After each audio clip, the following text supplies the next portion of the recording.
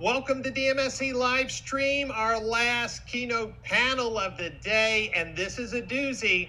1 year ago, we challenged the automotive industry to get off their drug, which is lead forms. We challenged the chat providers, the website providers to make a commitment to moving forms to conversations, and today, we're going to talk to dealers and industry leaders that are making that happen. So what are we waiting for? Let's get started with this amazing panel discussion, and make sure you ask questions because you're not going to want to miss what these experts have to say.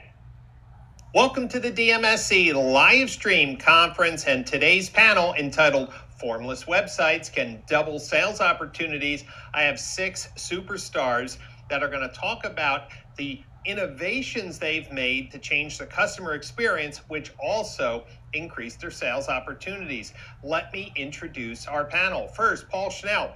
He's the Director of Operations and Digital Marketing from the Alpha Automotive Group.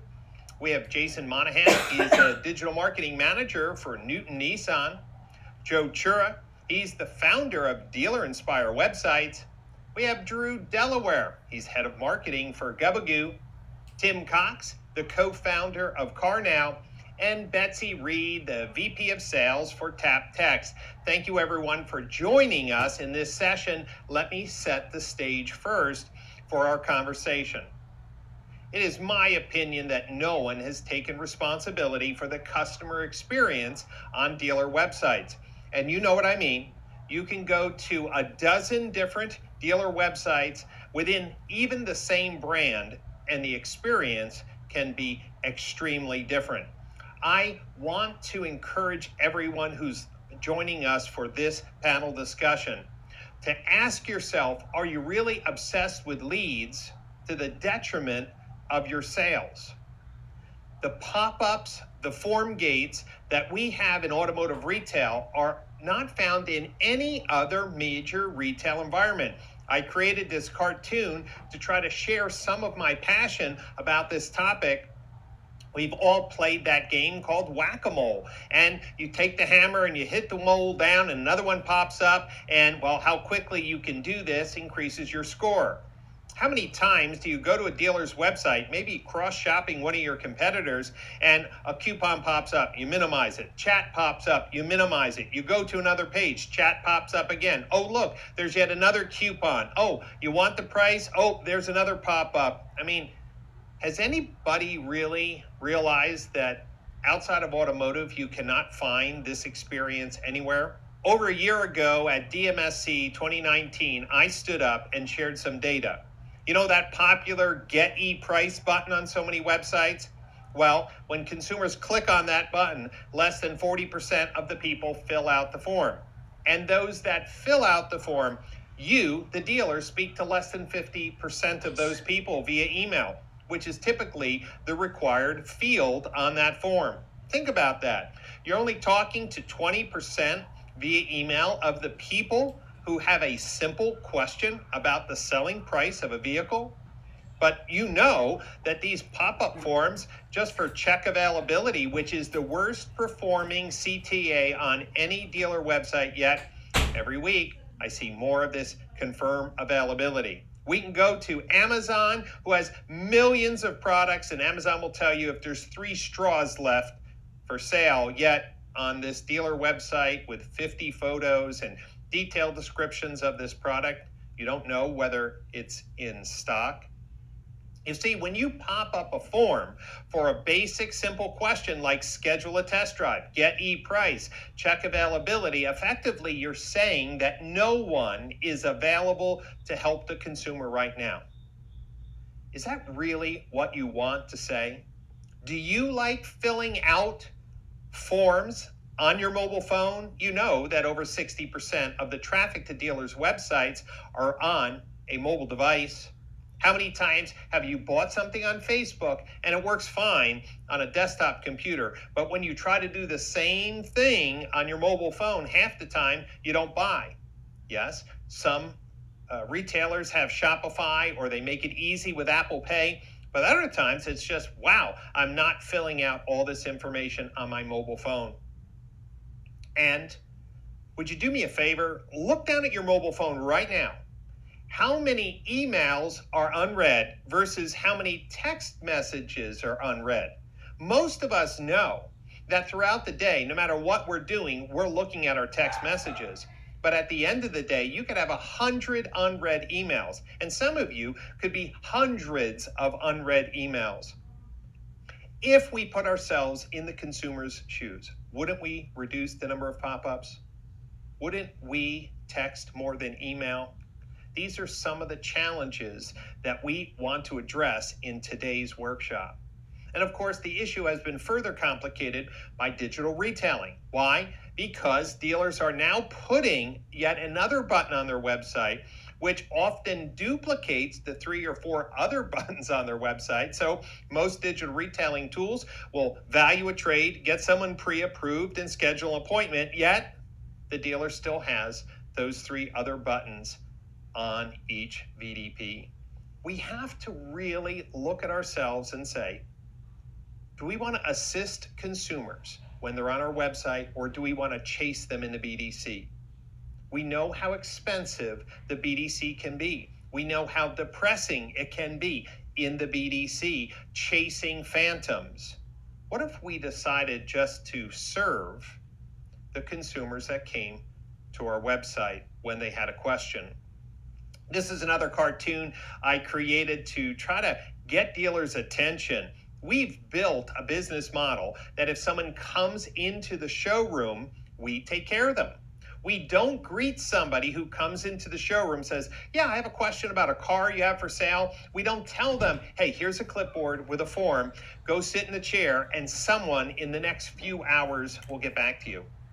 But that's exactly what we're doing on our website. You see, we've been calling websites our virtual showroom for years, yet no one decided to staff that virtual showroom. And today, we're going to talk about what happens when you decide to assist instead of chase, when you reduce the number of forms, when you move from texting to conversations instead of forms and chasing.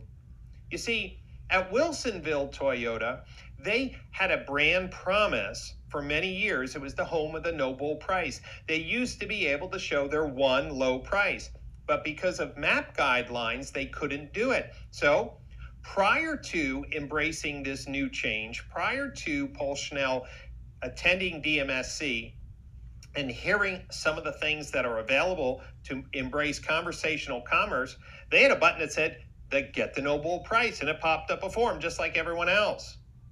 But what you're going to hear from Paul is that they decided to add 2 buttons. One, get the no bull price right now via chat during normal business hours, or email the no bull price. Guess what? The email leads didn't go down, but the conversations exploded. This is the same on his Subaru site, where they couldn't show their low one price, and today that chat conversation, the conversational commerce, is blowing up their BDC.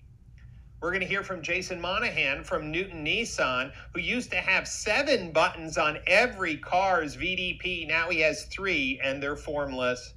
He has the Car Now digital retailing platform, the green primary call to action button, which of course has the ability to value a trade, get pre-approved, and schedule an appointment. And then the other 2 buttons are all going to conversational commerce through the Car Now chat platform. This is a formless website. And guess what? Their sales opportunities have doubled, and the dealer is really serving their customers instead of chasing them.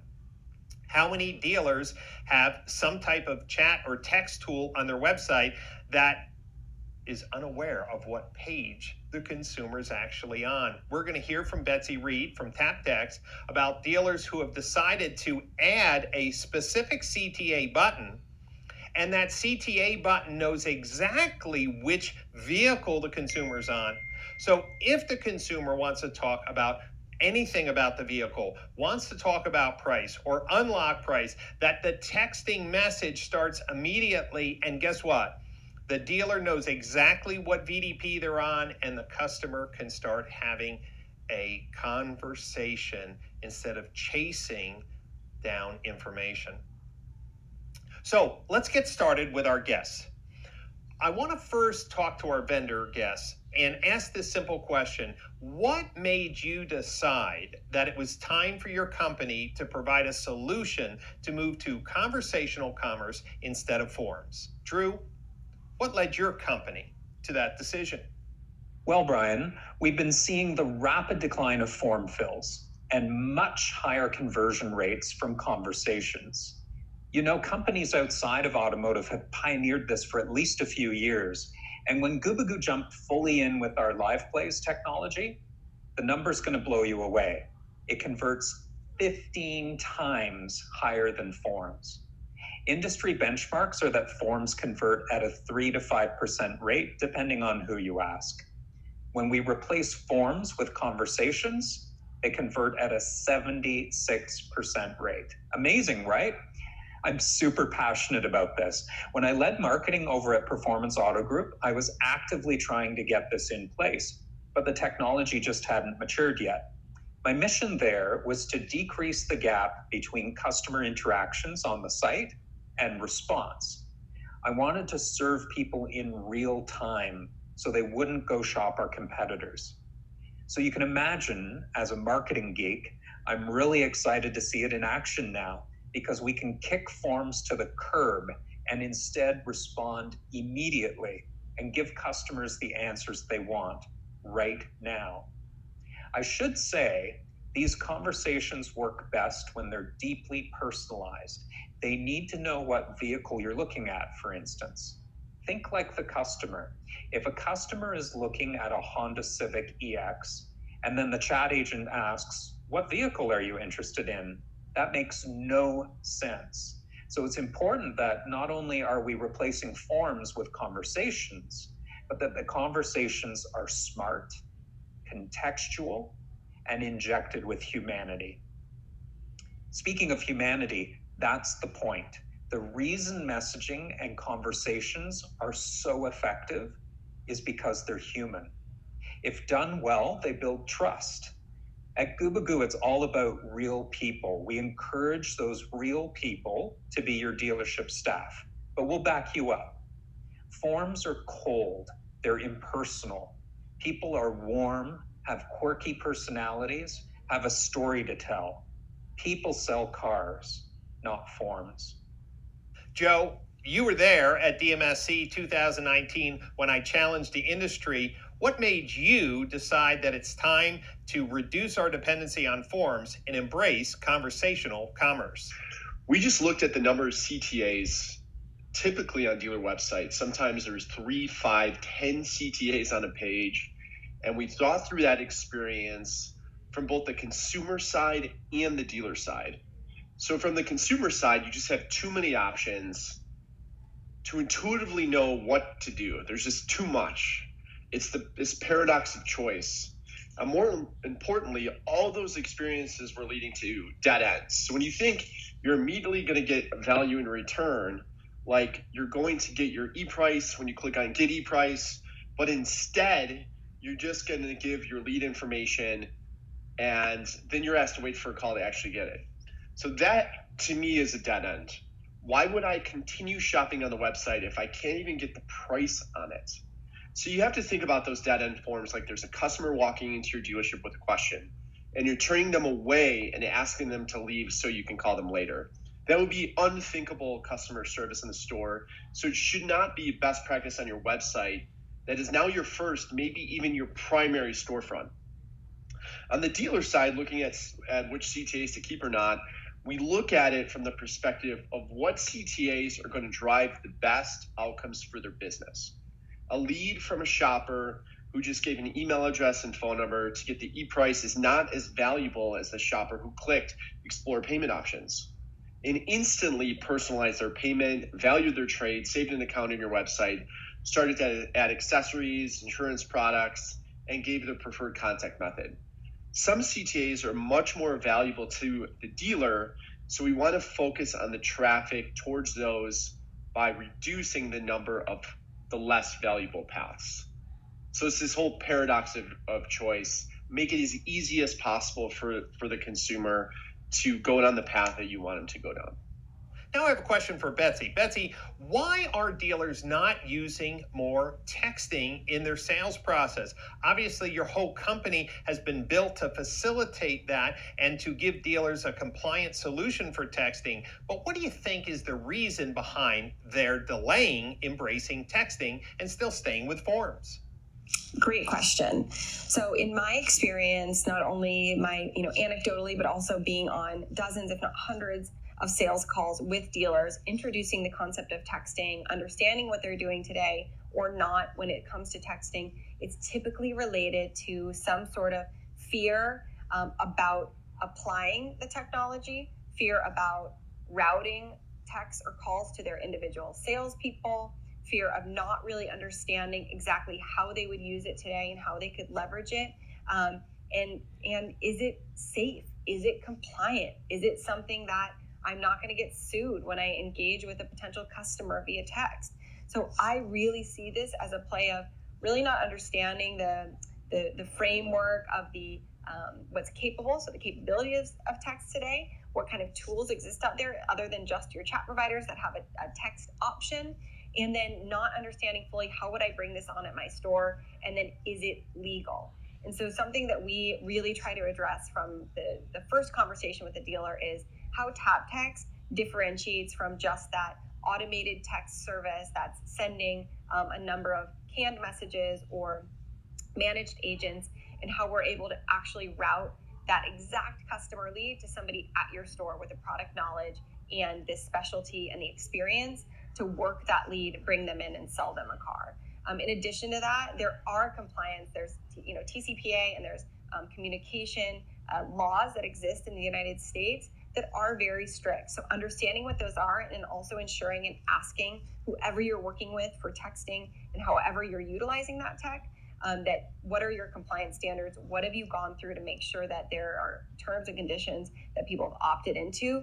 That is going to be really huge. But I think the fear of not really knowing what's out there, how it's different from just using their current chat provider, and then also, is this legal and is it safe, typically is preventing folks from moving forward with text.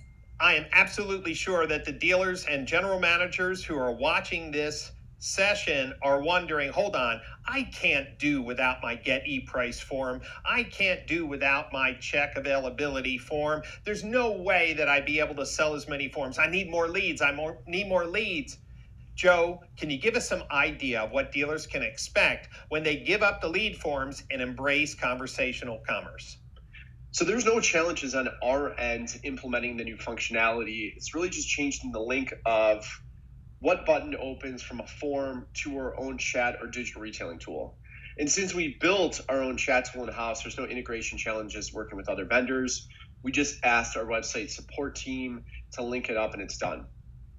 We've also started to design new interfaces to make it more clear that the buttons are going to lead to chats, to set the expectations with the consumer that they're going to get answers.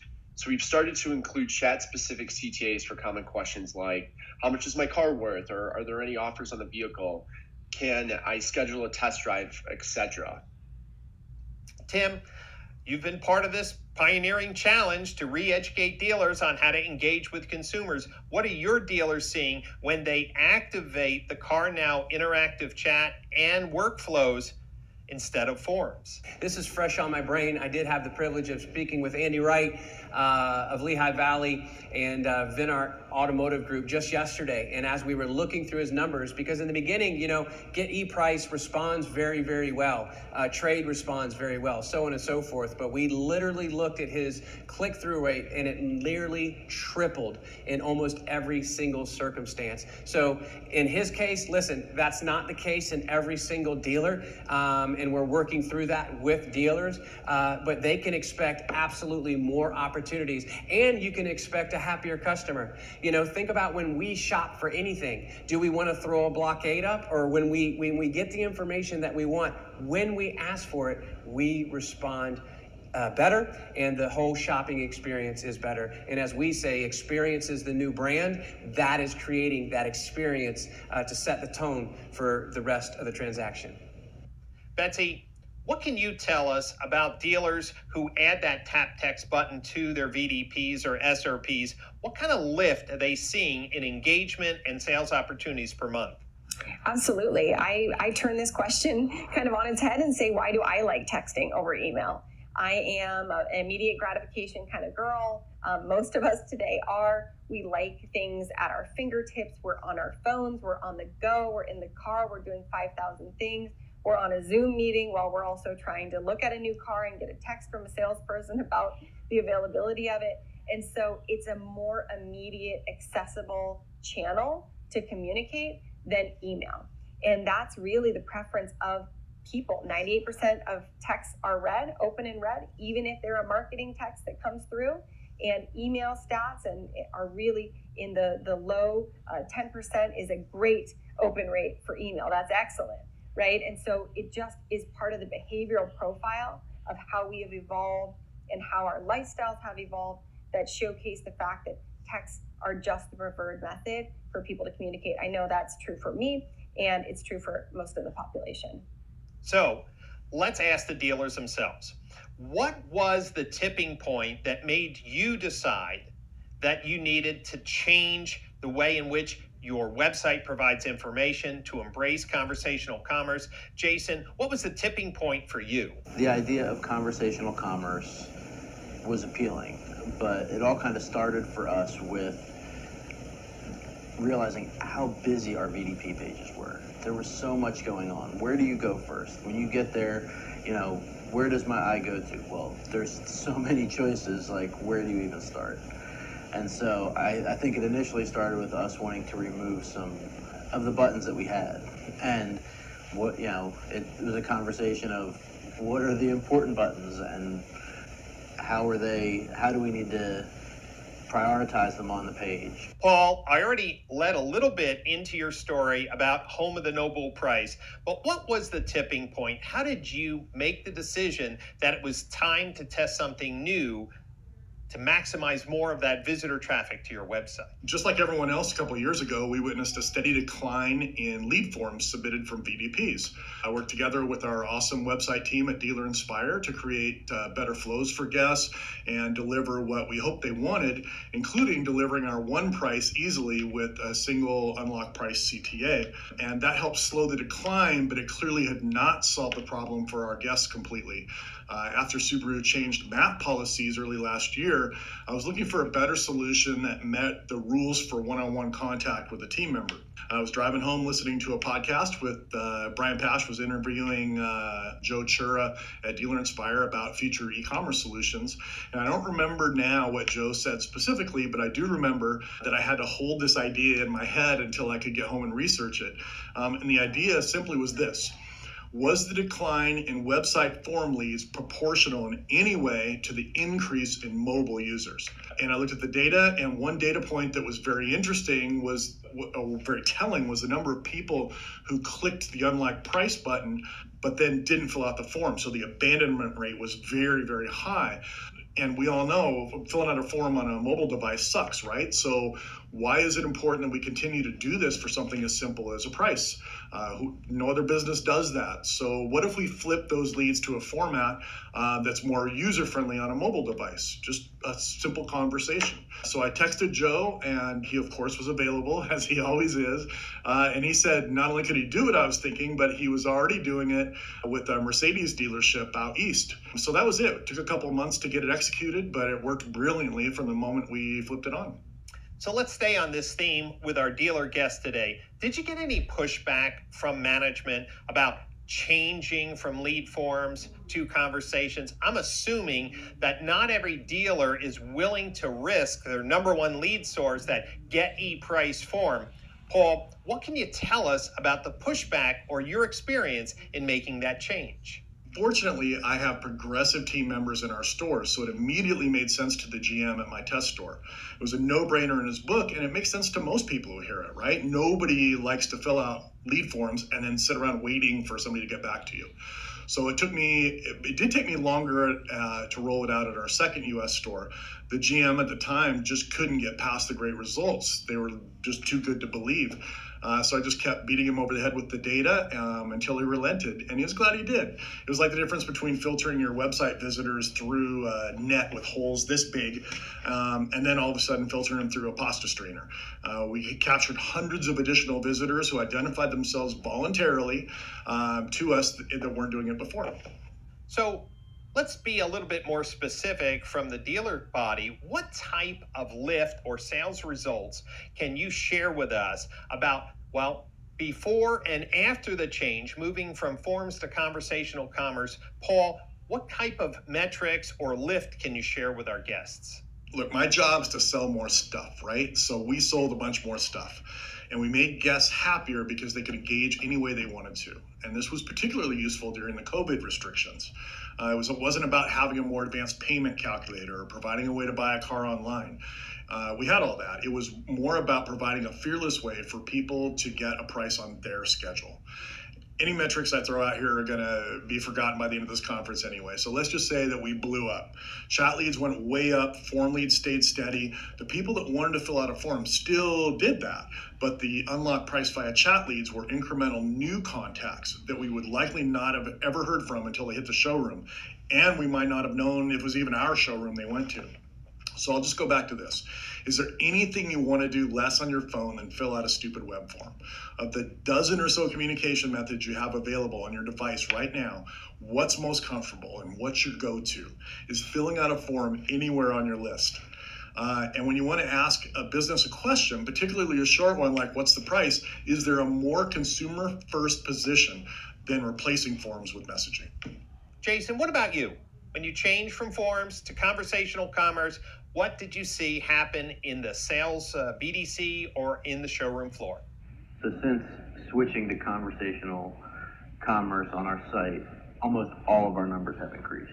Our time on site has increased significantly at all of our stores. The number of pages viewed has increased significantly.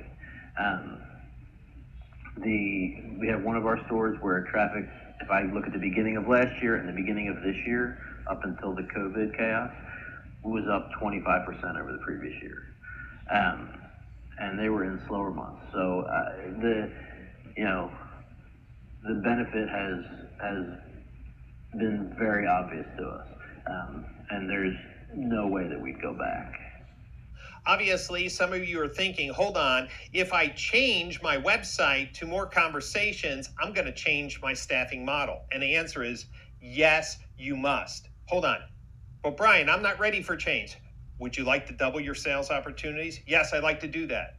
Yes, I want to sell more cars. Okay, then reimagine how retail is done.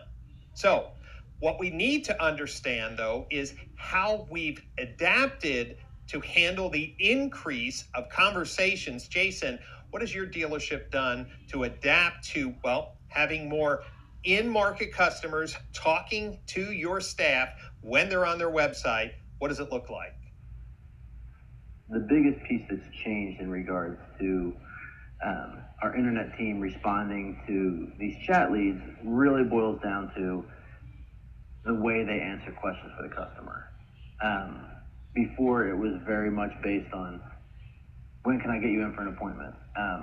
Now the priority is answering the customer's question and then finding a way to further help them, whether that is inviting them into store for something or, showing them that they can start the process online with our Fast Pass.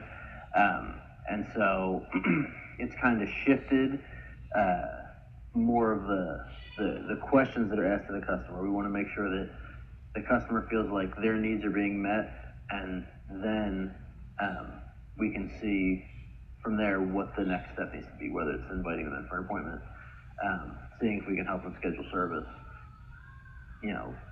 or telling them that we can start digital retailing online right now for their car. So as we get ready for our live Q&A, I'm sure there's going to be a lot of questions from our attendees, but let's ask a harder question and a question that I get asked a lot. How many call to action buttons or CTA buttons should there be on a VDP? Drew, what's your opinion on how many call to action buttons should be on a VDP? We know some dealers have 5, 7, even 10 call to actions. What's your opinion? I love that you are asking about CTA buttons, Brian, because I love consumer psychology. Here's a graphic we put together for an article I wrote about this. Which set of buttons is likely to inspire action? In psychology, it's called the paradox of choice. There was a famous study with jam samples in a grocery store. When 3 samples were offered, people bought far more jam than when that increased to 5, 7, 9. The more options you add, the less likely people are to take any of those choices, let alone the one you want them to take. So with CTAs, every button you add decreases the likelihood your customer will take any action. Paradox of choice. It's an oversimplification because it's a bell curve, but think of it as losing more than 15% of your customers for every button you add. That's what our stats show. So you asked why dealers are reluctant to reduce their CTA buttons and forms. Brian, we are the only industry that even contemplates putting that many calls to action on product pages. No other industry would ever do it. So why do we jam up our customers' brain circuits? There are 2 things going on for sure. The first is that dealerships operate out of fear of losing customers and think that the more they say, the more likely the customer will choose them. We saw that in the overloaded print ads of old, and now you see it on websites. Way too many messages. Test it. Simplify and watch your conversion rates increase. The proof is in the data, and it has worked for every other industry. There's no reason it wouldn't be the case for us. But here's the other problem. Vendors, even us here at Goobagoo, every vendor wants a piece of your website. We all want a call to action that will prove our worth. You measure vendors with leads, so vendors desperately fight over real estate on your website to show you that we produce lots of leads and that we're worth the money you spend. I've been on the dealer side, I've seen it, and the cycle just has to stop because you can't have that many CTAs. I recommend 2 CTAs, 3 at the most. One is for the shopper who is ready to go. If you have digital retailing, that's the click that launches your online experience. If you don't, the best one I've tested is see it in person. Whether the customer wants a test drive or to come in and buy, it clearly says next step. The other CTA is for the shopper who has questions. And as we've said here, that should lead to a conversation, not a form. Ask a question. That can really just be your chat tool, ideally with a custom greeter message that relates to the content of that product page. If you have a digital retailing tool, you might consider schedule a test drive. Of course, have that be handled by a conversation, not a form. That would be your maximum of 3. By the way, Brian, can I comment on an insidious CTA? It's a click-through rate champion, but it undermines trust. Get e-price, get our best offer, anything that insinuates jump through our hoops to get a lower number. Customers hate that. Dealers do it because they want customers' info, but the leads are low quality and you're starting on the wrong foot. Give them awesome information, serve them while they're on the website. Your customer experience will be better and you'll win more deals. Tim, you've been studying this. You've been seeing dealers testing different call to action buttons and labels. What are you seeing in the field? How many CTAs should there be? So we looked at this and we unpacked multiple dealerships on the most used CTAs. You know, you go to some websites and they're all over the place and you got flashing lights and bells ringing and everything else, and it seems a little cluttered. Brian, I remember you used the mattress illustration, either last DMSC or the DMSC before that, one call to action. But the top 3 that we see are get e-price, as pretty much everybody knows. And one thing that shocked me was a close second was, and it just depends on the store, but between second and third is pre-qualify, so pulling a soft pull, and trade appraisal. And then what we do with the flows is having those flows, one of those when a customer comes in and gets e-price, and then they come back, and then they want to pre-qualify or schedule a test drive or whatever, everything flows together. So I would say those 3, and then work from that. that, make it seamless for the customer, give the customer the information that they want, and then again, you set the tone for the entire transaction. Joe, you have the insight on thousands and thousands of Dealer Inspire websites. What's the ideal mix to optimize conversion and conversations with in-market shoppers when they're on a Dealer Inspire website? First, we started off by reducing the number of CTAs on our dealers' VDPs because we thought it was just common sense. We don't want consumers distracted by a bunch of open doors. Most of those would lead the consumer to a dead end. We want the consumer to go down a path that's more likely to convert into high quality leads and sales for our dealers. Our messaging and digital retailing tools have shown to increase sales by 47% and 57% respectively. So we want to guide those shoppers down those paths more than any other paths, which means removing the other less effective paths like lead forms. Especially now, it's important that you're getting leads that will make your team more productive and not leads that will waste their time. Consumers will click on buttons if you add them, but the real question is, do you want them to? And will they take meaningful action once they see what value it has to offer them? Even more important than the number of CTAs is what they say. We see this all the time, and we use tools like Optimizely and a bunch of other tools in the past and still at present to determine what is going to lead the customer down the right path and what are they going to be most engaged in clicking on. So we even had two dealers with the same exact software, Online Shopper, on very similar VDPs get wildly different results just because the phrase on the button, just because what the button says. And it's always almost because one dealer is positioning the CTA as a helpful tool to answer the shopper's questions, like explore payment options as a great example, while the other dealer is positioning the button as a transactional tool even before they get started. With a big like buy now button or add to shopping cart, I've literally seen it be the difference between 125 increase in leads and a 7% decrease in leads. Our digital retailing tool is transactional. You can buy completely online, but that doesn't mean that's how you start the conversation. Just like in the showroom, you start by helping the shopper, answering their questions, building their confidence, guiding them to the right vehicle and deal for their specific situation, and then you empower them to buy. No one clicks buy now on a $25,000 vehicle like it's paper towels on Amazon. Your digital selling strategy needs to have the same common sense and human factor that your showroom selling does.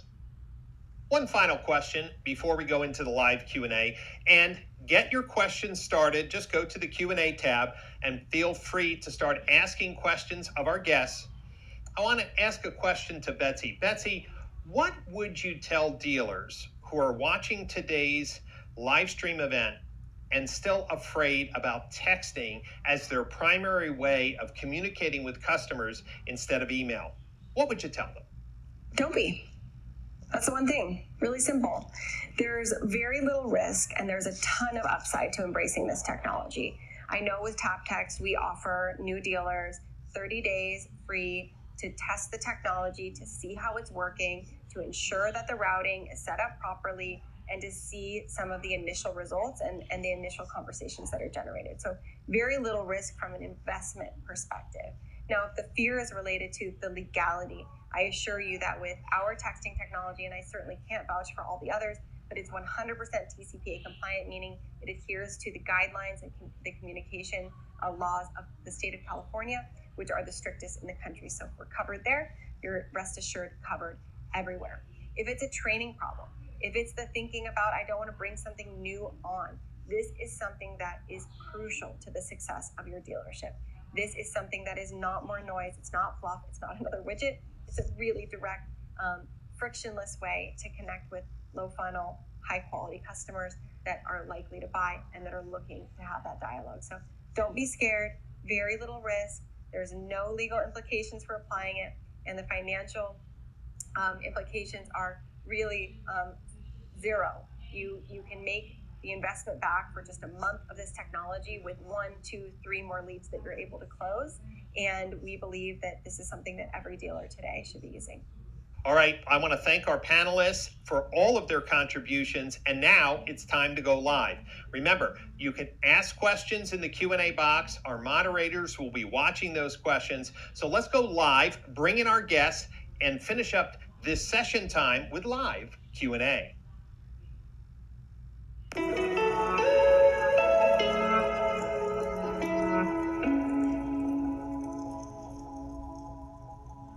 Well, welcome to DMSC live stream, and we are involved in an amazing discussion, our last keynote of the day. Wow, what a great day it's been. But there's so many comments going on in the chat sessions that we need to bring in our speakers and ask questions directly to them. So will you welcome all of our speakers to the panel? And wow, Jason, you are number 1 on the list. We talk about formless websites, and I've used Newton Nissan over and over again as an example of removing the barriers to consumers who have simple questions.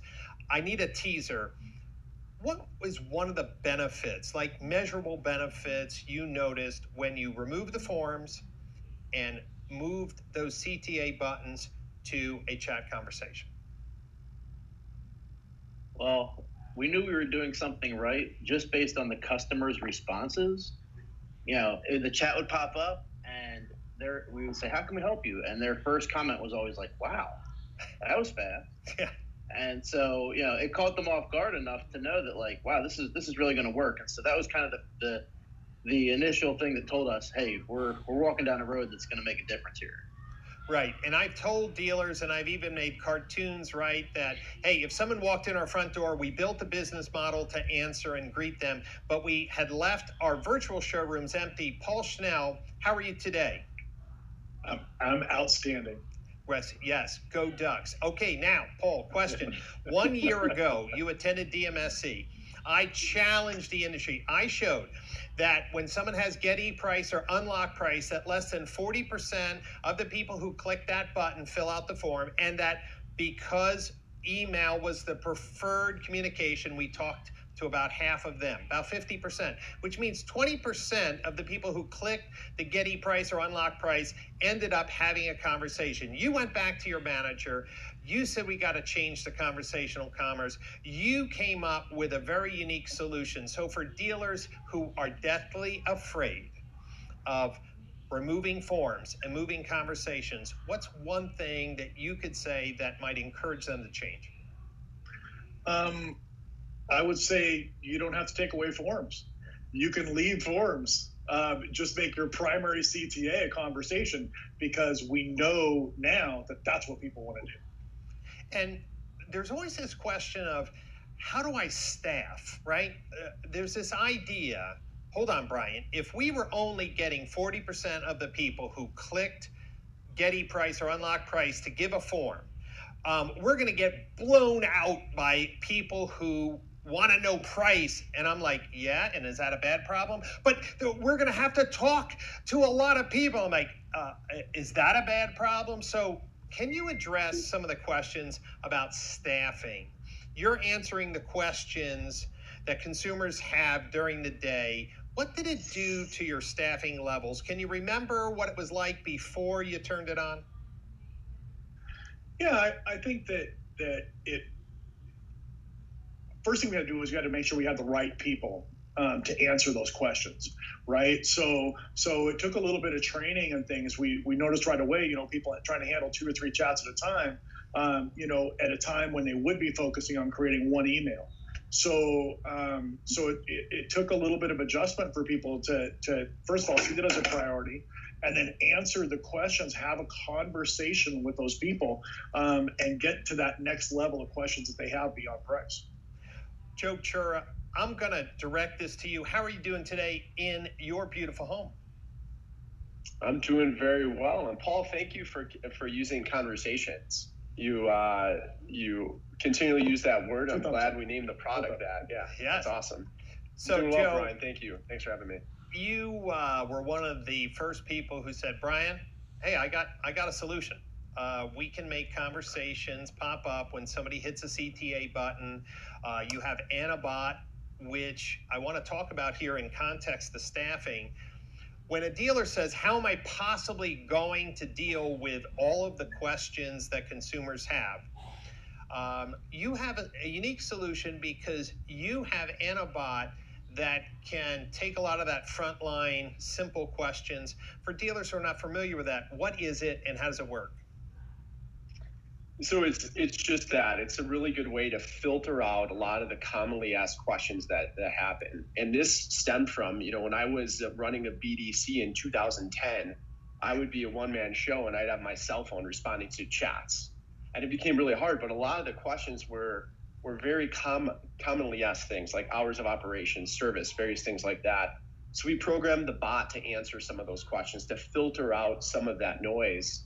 And it's not noise. Those are good questions consumers have, but at the same time, you don't need to put humans and invest in human capital to answer simple things like that. So we have a hybrid approach, whereas the bot can answer a subset of questions, and the dealership, if they want, can answer other questions. And then if for whatever reason they're busy, because after all, like most dealers are in this to sell cars and to make money. And if they're tied up, it could roll over into a call center. So you kind of need to service everything, but really it's the intelligence of the bot to answer more questions up front, which reduces cost overall everywhere. Right. And Tim, CarNow has also been in many of my pilots where moving a CTA button to a conversation, you have some automated workflows. How have you seen the automated workflows play out? And how does, a dealer know when the workflow isn't answering the customer's needs and that somebody needs to escalate a person-to-person conversation? Well, Brian, we've built an actual tool, what we call a toolkit, to where a dealer can actually customize their AI flows themselves for certain asked questions. And just like Joe said, we look at every single dealership because personnel is different, process is different. We have to be able to, imagine a Lego set. There's a picture of what the Legos look on top of it, what you can build with that box, but there's also a bunch of other cool things you can build with that box. So we've actually built a toolkit on the back end to where that dealers can customize their responses. And we're seeing about 30% of the time a customer will break the flow, as you say, of the automated answers. And at that time, again, customized to the dealer, what they want to respond. Do they want that to go to our call center? Do they want to respond immediately? And we handle it that way. And we've seen, I had the privilege of sharing the stage with Joe last year at AAAS. And look, I think it's past, I think there's things we're still working out, but it's past the form, it's past debate at this point. Our first 9 dealers, we saw 132% increase in lead conversion. Now that we have, almost several thousand dealers live with these flows, it's settled in at about 70 something. So to be able to customize that flow, customize it to where the dealer wants it, it's worked beautifully. And when you boil all the water out of the pot, it's just about selling and servicing more automobiles, and that's what it's doing. So Betsy, I've learned just recently more about the TapText product. You were already creating a CTA, a clear button in the normal form pack and starting a text conversation before many of the chat companies were moving their technology to a button. When somebody installs the TapText call to action on a VDP, what type of engagement, what type of lift are they seeing? Because we're making the point that conversations are going to win the day, not forms. Yes, absolutely. So in addition, so you ask about the lift, and we would have to have some pre-existing, pretty good studies under our belt of what was happening before pre-TapText. So I can speak to the engagement we get from those buttons when they go to the VDP, and then I can speak to the quality of those conversations. That's what I can stand behind. And so what we find is when we give a really clear call to action on that VDP, we also recommend removing potentially a few of the other buttons, right? There's usually check e-price, like you said, can be 12, 13, 14. We say if there's any we can kind of say goodbye to, or, kind of put to bed. Let's make it a little more visually stimulating or have a little better visual hierarchy to guide that person towards a more powerful conversation, especially on a VDP. They're far down the funnel. They want to have a conversation with somebody, and how do we make that really easy for them? And so we've seen from those conversations that are generated from the tap text button, not only the dialogues, but the folks that are converting are at a really high rate, and it's usually pretty quickly. They, to Paul's point, they want to talk about pricing, and immediately after they're asking about the price on that make model that they've converted on from that VDP, they want to start negotiating. And really, negotiation is best done when you're in a really, flexible one-to-one dialogue with somebody who's a product expert. And so that's the value proposition of tap text. It's a very surgical application, whether it's on a VDP, an SRP, on other parts of the site. But really what we've seen most success is when they're really a low funnel buyer that's ready to have a negotiation conversation. And you do want to direct them with your product expert or your best on the floor salesperson that, whether you like it or not, they're probably using their cell phone today to text folks and close them. And Paul Schnell, while we were warming up for this conversation, made a great conversation about forms. Since consumers, after price, often have a second follow-up question, the problem with forms is you never can get to it. So I'm going to go to Drew. Drew, how are you doing in Toronto, Canada today? Doing great. We're enjoying the 3 warm months that we have up here. Great. So Drew, Gubagoo has really been breaking new grounds with their virtual retailing platform. Obviously, joining many of my pilot dealers, moving CTAs to conversations, simplifying the website. But more recently, Gubagoo has been adding things like screen sharing and video conferencing. To me, it sounds like an amazing tool to build trust. And let me put it in context. 6 months ago, having a video chat with a car dealer would probably be creepy. Now that every day we're on some type of Zoom meeting, would you say, Drew, that not only conversational commerce, starting a conversation with chat, but the ability to flip the switch in context to, hey, let me show you how to configure your payment with a screen share, or let me have a conversation with you in video. Is that the next generation of Formless websites, to be more of a full service communication platform? Certainly, I think the approach is, what can we do to build trust in this moment, right? If we boil it down to the customer experience, what do we want that experience to be that we want to then curate for our customers? So video is one of those great tools that's in our toolkit that we can pull out at an appropriate time.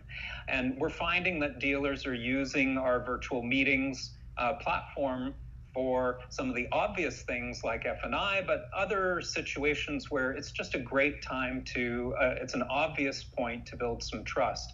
You can also use it to surprise and delight customers in a moment, like, hey, I'm right here with the car you're looking at. Do you want me to just take you around? You're asking about the trunk. Can I show it to you? Right? And it just gives that extra little thing in your toolkit to be able to surprise and delight. Right. Jason, let me ask you a question. One of the common complaints about dealing with CTAs, the conversation, is, what if the chat operator gets stuck? How do you escalate in your store a chat conversation where a manager has to be brought in?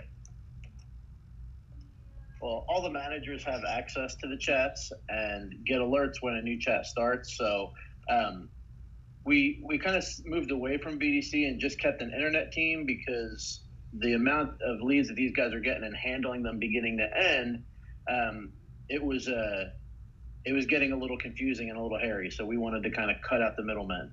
Managers are made aware that a chat has started, and if it escalates, we can alert them that that's going on.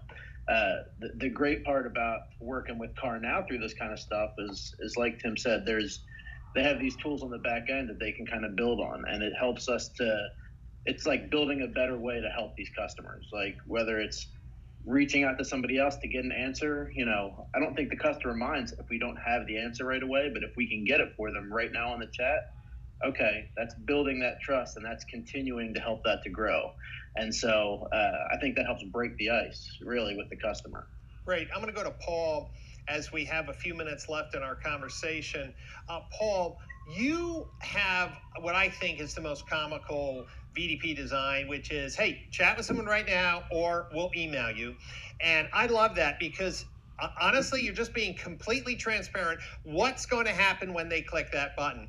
Do you have an idea on how, on an average day, how many people click the form and fill it out versus how many conversations about price you have per day? Like, not, hey, what time are you open, or is the service drive open? What's that ratio look like? Yeah, and I'm sorry, I don't know the split, and it was something I was paying attention to, the first few months that we kicked this off. But here's what I do know is form leads from VDPs haven't really dropped off a lot. What changed was a whole lot of people who weren't who didn't want to fill out forms now are engaging with us, which saves us a whole step, right? What's the purpose of the BDC, right? To turn a form lead into a conversation so that we can move them down the road into an appointment and a sale, right? So we've eliminated a whole step. We've made it a lot easier for people to engage with us. And, we convert, 50, 60% of those chats to with customer information. So we've just moved things along a lot easier and just giving customers what they want. So I don't know the exact split, but we're happy with it. So I think to add to that too quick, Brian, it's about 2 words: native conversion. It's converting the customers where they are, not expecting them to do something else, right? Yes. And if a customer is on a page, I don't care what it is, if it's Facebook, if it's wherever they're seeing an ad, if you can convert that customer right there, the lead will flow much greater, right? I mean, they're going to come in. You're not going to have the drop off because it's a better customer experience, and it comes back to that. What's better for the consumer? If they're clicking, I want to get an e-price right now, give them that e-price. And like Tim said very well, like we're kind of beyond that. Yeah. we saw that this worked like 2 years ago, right? So now it's what else can you give the customer, and some of the things we're thinking about are private offers, like instant trade-in values, things like that they would otherwise have to go to other forms or to back-end tools of their OEM websites to figure out if a customer qualifies for a private offer. So much opportunity. Yeah, and it is. And I want to thank everyone who participated in this panel. I want to look at the dealer's eyes right now and say to you, if you want net incremental sales opportunities, give consumers immediate answers, and the technology from these companies is providing that. So guys, I'm going to have to go to the wrap up. Thank you so much, everyone, for being part of day 1 of DMSC live stream. And now it's time to have a glass of wine. But before we do that, I have a couple of reminders for you.